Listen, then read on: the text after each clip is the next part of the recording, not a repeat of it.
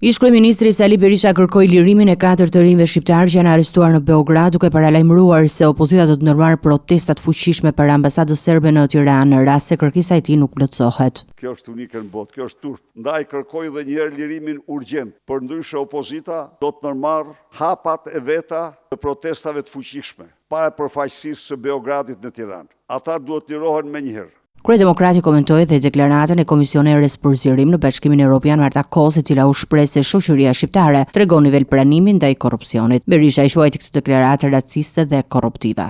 Është një deklaratë e mirëfillt, raciste dhe korruptive. Nëse kemi të bëjmë me korrupsion politik apo korrupsion monetar, kjo është çështje e institucioneve të hetimit të Bashkimit Evropian.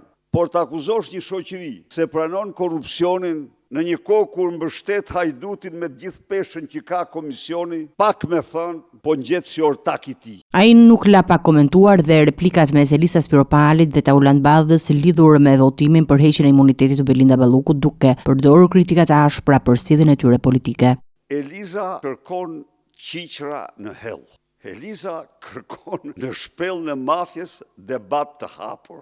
Pra, kjo shpreha më e butë që mund të përdorja për kërkesat e Elizës. Kërkon debat të hapur për Lubin. Ja kërkon tao debatin. Në kohë që e din që Skënderbuçi i saj është kryekput, është të themi lubia me pantallona. Për më tepër, Berisha akuzoi qeverinë dhe kryeministrin Edi Rama se kanë ndruar klubet sportive, Partizani dhe Dinamo në struktura për pastrim parash të lidhura me aktivitetet e palishme dhe bastet sportive. Rasti është kjo që familja Rama ka shtënë në dorë të dy klubet, thoni ju, aty lahen parat e drogës.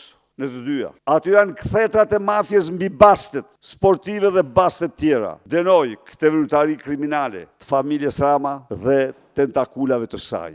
Po ashtu, Berisha komentoi përjashtimin e 2 këshilltarëve demokrat në Bashkinë e Durrësit, të cilët sipas tij shkelën statusin duke bërë fushat në zgjedhjet për Partinë Socialiste.